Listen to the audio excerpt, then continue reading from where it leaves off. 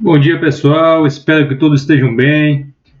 Me chamo Vitor e nessa aula aqui vamos apresentar como é que se faz o dimensionamento de um condutor elétrico utilizando o método dos parâmetros de queda de tensão. E o que é a queda de tensão? A queda de tensão ela é uma absorção de parte da tensão do circuito feito pelos condutores do próprio circuito. Por exemplo, se a tensão de alimentação do circuito for de 220 volts e chega até na nossa carga uma tensão de 210 volts, isso quer dizer que houve uma absorção de 10 volts pelos condutores, ou seja, houve uma queda de tensão de 10 volts. E essa é causado principalmente pelas distâncias percorridas pela corrente em um condutor. Quanto maior for a distância do condutor, maior será a queda de tensão. E isso se deve ao fato de que os condutores possuem uma resistência interna. E pela lei de Ohm, o produto entre a resistência e a corrente é a tensão elétrica, né? Então, através dessa fórmula aqui, a gente pode ver que a resistência ela é igual à resistividade do condutor vezes a distância dividido pela seção transversal, ou seja, a bitola do condutor. A resistência ela é diretamente proporcional com a distância do condutor. Quanto maior a distância, maior vai ser a resistência do nosso cabo e maior vai ser a tensão nele absorvida. Esse ρ depende do material que a gente está utilizando no nosso condutor. Se for um material de cobre, vai ter uma resistividade. Se for um material de alumínio, tem uma resistividade maior. Se for um material de ouro, que é um ótimo condutor, tem uma resistividade menor que o do cobre. Então, essa queda de tensão varia também de acordo com o tipo do material. A NBR 5410 ela estabelece critérios e limites de queda de tensão. A gente tem alguns itens e o tipo de instalação e aonde se inicia a instalação elétrica e a máxima queda de tensão permissível, né, em porcentagem. Então, através desse item A, a gente observa que instalações alimentadas através de subestação próprias ela tem uma queda de tensão máxima admissível de 7%. E da onde até onde esse 7% é calculado? Ele vai iniciar, a gente vai calcular a tensão nos terminais secundários do transformador, MTBT, até a nossa carga. Então, do transformador, dos terminais secundários do transformador do cliente, da edificação, do prédio, vai poder ter uma queda de tensão máxima de 7%. Então, esse item C, instalações alimentadas através de rede secundária de distribuição da companhia distribuidora de energia elétrica, tem uma queda de tensão máxima permissível de 5%. Esse item C está se referindo à alimentação que chega na maioria das residências, né? Essa alimentação em baixa tensão, da onde a nossa energia vem dos postos das concessionárias. Diferente do item A, que já é a edificação já é um transformador próprio, né? Então, ele tem uma queda de tensão máxima de 5%. Da onde até onde? Do ponto de entrega da energia até a carga a ser alimentada, até os circuitos terminais. E o item D, que é instalações alimentadas através de gerador próprio, ou seja, a unidade consumidora tem uma geração própria.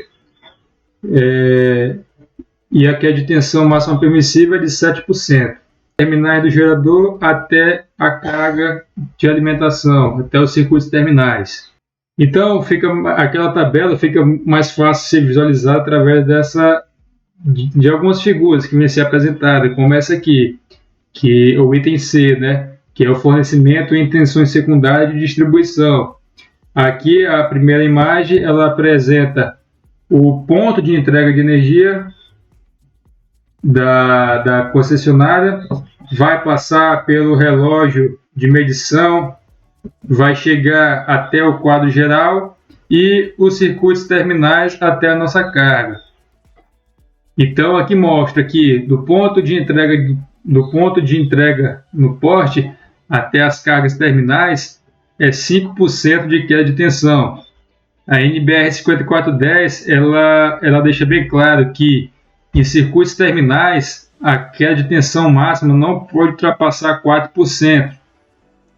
Ou seja, do ponto de entrega até os quadros de distribuição, vai ter uma queda de tensão de 1%, e a partir do quadro de distribuição até a nossa carga, uma queda de tensão máxima de 4%, já para transformador próprio. Então aqui vem mostrando que quando a edificação é alimentada através de um transformador particular, a máxima queda de tensão permissível é de 7%, dos terminais secundários do transformador até a nossa carga, até os nossos circuitos terminais, né? Por exemplo, aplicação de um motor, circuitos terminais de lâmpada, tomadas. Então, não pode ultrapassar 7%. E aqui para o grupo gerador próprio, 7% também, dos terminais do gerador até as cargas, né? E continuando os 4% ali nos circuitos terminais, 4% máximo. Então, como é que é feito o cálculo da queda de tensão? A queda de tensão nada mais é a tensão de entrada menos a tensão da carga, né? E para calcular em porcentagem, a gente utiliza essa equação aqui, aonde apresenta, né, que é a equação de entrada menos a equação da carga dividida pela tensão de entrada vezes 100%, ela vai dar a nossa queda de tensão em porcentagem. Então, esse circuito simples aqui é para ficar fácil de entender assim. Aqui a gente tem a representação da nossa tensão de entrada de 220 volts e aqui a gente tem a nossa carga. Pode ser um motor, pode ser uma luminária, pode ser alguma tomada para algum equipamento que chega até ela 210 volts. Para alimentar essa carga, a gente utiliza um condutor elétrico, geralmente de cobre ou alumínio. E esse condutor elétrico ele vai ter uma resistência interna de acordo com a distância. Então, o R do condutor, a resistência do condutor, que vai absorver parte da tensão de alimentação. Por isso que chega a 210 volts.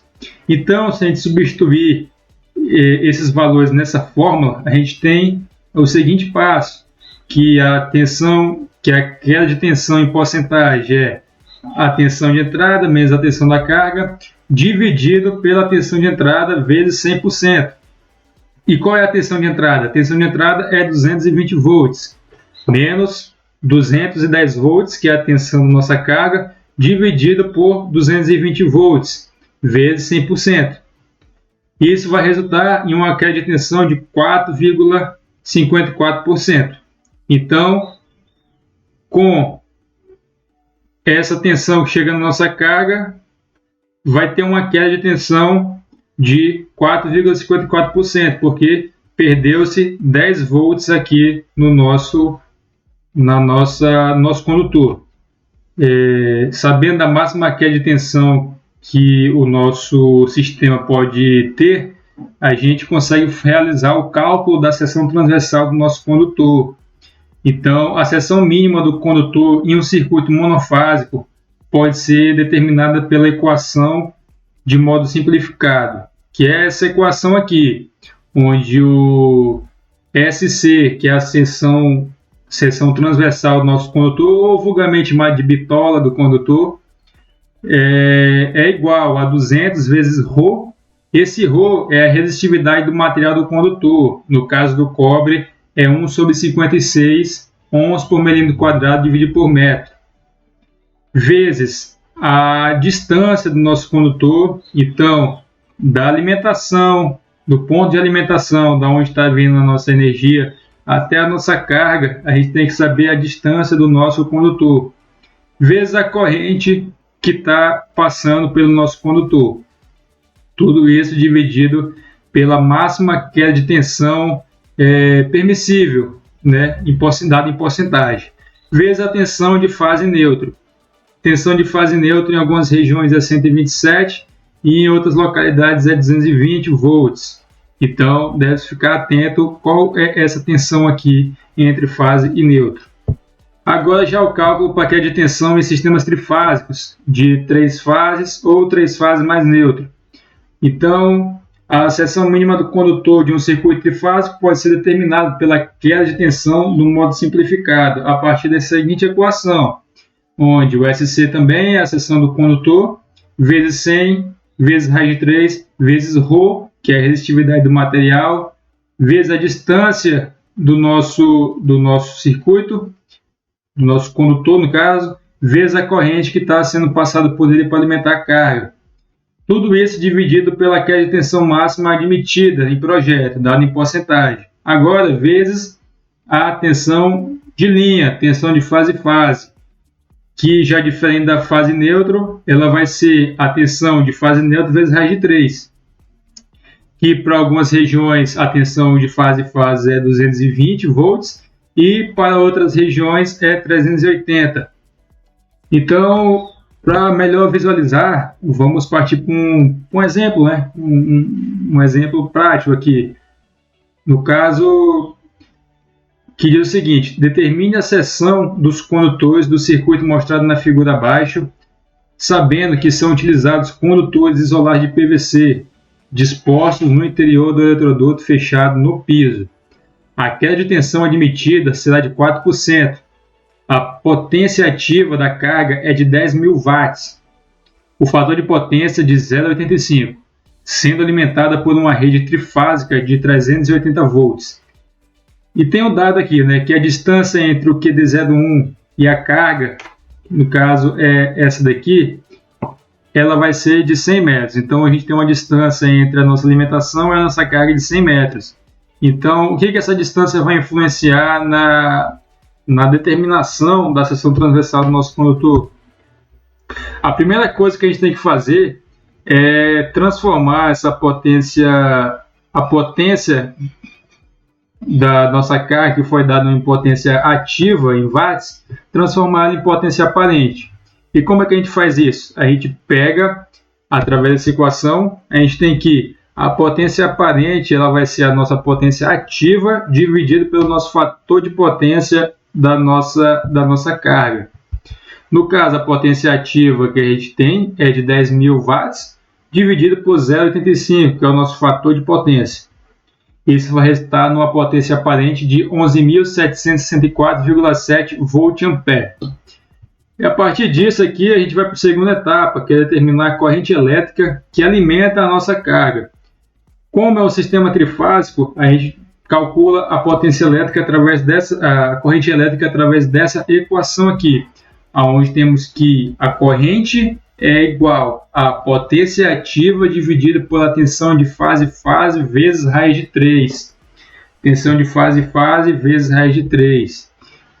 Esse raiz de 3 é porque é um sistema trifásico. Então, substituindo as informações que a gente tem na fórmula, a gente através do passo 1, a gente determinou que a potência aparente é de 11.764,7 volt-ampere. A tensão de fase-fase, tensão de linha, é 380 volts vezes o raiz de 3. Isso vai nos dar uma corrente de 17,87 ampere. Beleza, agora com isso a gente vai para o terceiro passo, que é determinar a seção do condutor pelo método da queda de tensão. Então a gente vai utilizar a fórmula dada para sistemas trifásicos, em 3 fios, né? Então a gente tem que a equação que é a bitola do nosso condutor, a seção transversal do condutor, o SC, ele vai ser igual a 100 vezes raiz de 3 vezes o ρ, que é a resistividade do material, que no caso é um condutor de cobre, que vai ser 1/56, vezes o comprimento do nosso condutor, que é dado no exemplo, vezes a corrente que a gente determinou através do passo 2. Tudo isso dividido pela máxima queda de tensão admissível, que é dado no exemplo, que é de 4%, vezes a tensão de fase-fase. Então, substituindo os dados nessa equação, a gente tem o seguinte, e fazendo o cálculo, a gente tem que a seção do nosso condutor é de 3,63 milímetros². Porém, não existe esse condutor padronizado, não existe um condutor de 3,63 milímetros². Então, a gente vai para o condutor padronizado acima, que é um condutor de 4 milímetros². Então, é isso aí. De acordo com o cálculo da queda de tensão, para chegar a uma tensão na nossa carga abaixo desses 4%, que é dado no exemplo, é preciso a gente utilizar um condutor mínimo de 4 milímetros quadrados. Então, sou grato, peço que sigam, deixem o like, comentem, compartilhem e deem novas ideias aqui para conteúdos. Obrigado, pessoal. Bom dia.